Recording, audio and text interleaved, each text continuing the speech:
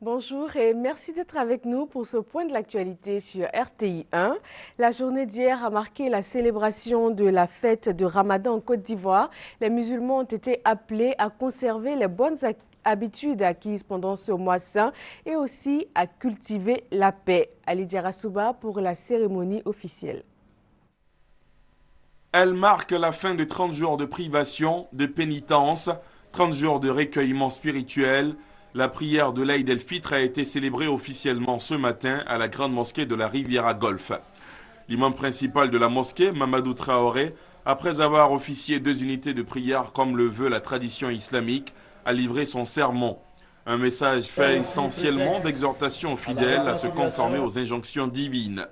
L'imam Traoré a une fois de plus insisté sur des valeurs cardinales de l'islam, notamment la culture de la paix et la préservation d'un environnement de cohabitation pacifique entre les peuples. L'Aïd el-Fitr que nous célébrons aujourd'hui, chers frères et sœurs, est aussi prétexte à la réconciliation et la consolidation des liens sociaux, non seulement entre musulmans, mais aussi entre eux et leurs voisins non musulmans. Cela se fait au cours des visites où l'on échange de vœux et partage le repas, comme le recommande vivement le prophète sallallahu alayhi wa sallam en ces jours aux musulmans. Parmi les fidèles musulmans venus prendre part à cette prière de fin du Ramadan, le chef de l'État, le président Alassane Ouattara, naturellement en phase avec le message contenu dans le sermon du guide religieux. Je voudrais d'abord saluer l'imam Traoré et dire que bienheureux nous sommes tous avec la fin donc, du jeûne du Ramadan et donc la fête, et dire que à l'occasion de cette prière, il a donné des bénédictions pour la paix dans notre pays, pour la concorde nationale, pour la réconciliation, et je voudrais l'en remercier et dire que c'est notre vœu à tous, notre souhait, que la Côte d'Ivoire nouvelle puisse bénéficier de ces prières et faire en sorte que l'évolution récente nous permet d'aller plus loin vers le rassemblement de tous les fils et toutes les filles de Côte d'Ivoire. En ce jour de l'Aïd el-Fitr, les musulmans expriment leur joie en l'honneur des nombreuses bénédictions qu'Allah leur a accordées pendant le mois béni de Ramadan. Ils se sont d'abord acquittés de la zakat el-Fitr, pour ainsi dire l'aumône légale purificatrice liée au mois de Ramadan, avant cette grande prière de l'Aïd. C'est aussi un jour de louange à Dieu. Voilà pourquoi les musulmans dans le monde entier ce jour-là récitent des invocations, évoquent la grandeur de leur Seigneur, Allah, dont la volonté alterne les choses au gré de sa volonté, dans les cieux comme sur la terre. Et puis, après la prière, ce sont les retrouvailles. C'est le premier déjeuner après 30 jours de jeûne. Ce repas se partage en famille, entre voisins et entre amis. Le reportage de Gabriel Zani. La fête du Ramadan, c'est avant tout une fête de famille pour les musulmans. Traditionnellement, les enfants rendent visite aux parents pour avoir leur bénédiction après la prière. Les gens des quartiers, ils ont fini ce matin parce que mon mari n'est pas là. Quand à la fin du carême, là, le vieux matin, on salue, on fait doua, on donne bénédiction. La fin du mois de Ramadan est également synonyme de dépenses pour le chef de famille qui doit prévoir un solide budget. Il a le devoir d'habiller toute la famille, ses parents, son épouse et ses enfants. C'est un moment de dépenses agréable parce qu'on est content de dépenser pour Dieu. On est content pour dépenser pour la société, on est content pour dépenser pour la prière. Et je pense que tout musulman doit pouvoir avoir ce sentiment de satisfaction de dépenser assez parce que le mois de Ramadan est un mois de bénédiction. Il faut dépenser assez pour en avoir plus. Les femmes, elles, s'attellent à la préparation de mets succulents. On a décidé de changer un peu. Donc nous avons décidé de préparer du lapin aujourd'hui. Pour la famille Dawa, le partage du repas est un vrai régal au vu du menu. J'ai partagé la nourriture pour donner à ma famille, ceux qui sont au dehors. Le jour de la fête, tout le monde est paré de la tête aux pieds. Certains parents emmènent leurs enfants dans les grands supermarchés pour les divertir. C'est aussi l'occasion de leur offrir des cadeaux. Généralement, la fête du Ramadan est une opportunité pour se faire de l'argent grâce à la tradition qui veut que les aînés donnent des sous aux plus jeunes. Tout au long de la journée, on échange des vœux par téléphone, SMS, en se souhaitant une heureuse fête Aïd Mabrouk.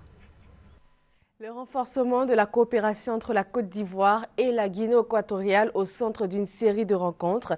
Le deuxième vice-président de la Guinée équatoriale a échangé avec le président de l'Assemblée nationale, puis avec le chef du gouvernement, Hugues Hervé Blé.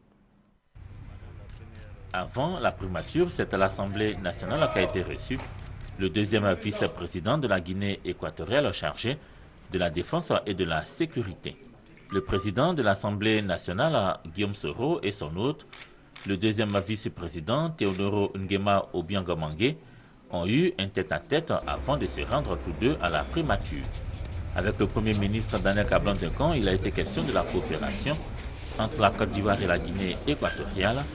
Le deuxième vice-président, Théodoro Nguema Obiang-Mangue, a souhaité que la Côte d'Ivoire, pays de référence, retrouve sa place de choix dans l'échiquier mondial, ce qui évidemment pourrait bénéficier aux relations, aux échanges entre les deux pays. Nous savons que la Côte d'Ivoire est un pays qui a un très grand potentiel au niveau de l'agriculture, tout ce qui est cacao, etc.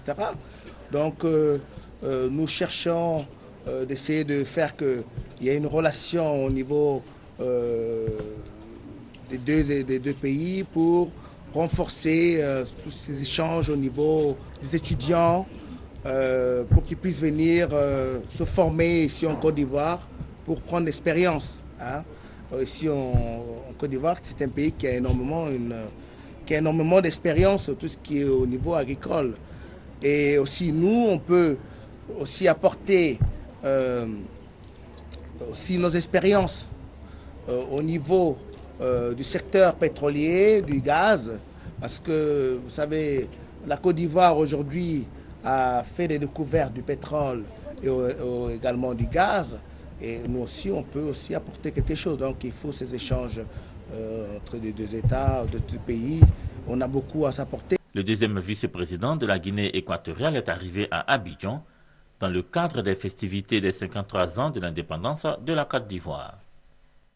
Séminaire international des femmes de Cotonou au Bénin. Des femmes chrétiennes de Côte d'Ivoire y ont pris part. Elles ont décidé de s'engager pour la paix et de sensibiliser leur entourage à la réconciliation. Eugène Atoubé, reportage. Elles sont unanimes, les femmes chrétiennes de Côte d'Ivoire. Toutes sont d'accord à apporter une contribution remarquable en leur qualité de filles de Dieu au processus de réconciliation dans leur pays. La question au centre des débats lors d'une table ronde durant le séminaire international Femmes de Cotonou a défini les modalités de cette contribution. Je vais commencer d'abord par sensibiliser autour de moi, c'est-à-dire dans ma famille. Parce que d'abord, l'Église, elle est domestique. Et à la lumière de la parole de Dieu, leur parler de ce Dieu qui est amour, qui pardonne à tous sans rien attendre en retour. Si la femme, elle veut, elle peut. Parce qu'on sait qu'en la femme, il y a beaucoup de possibilités.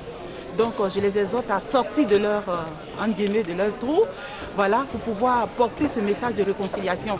Et je crois que si la femme porte ce message de réconciliation, ça portera encore plus. Le rôle et la place dans le processus de réconciliation nationale de la femme chrétienne est une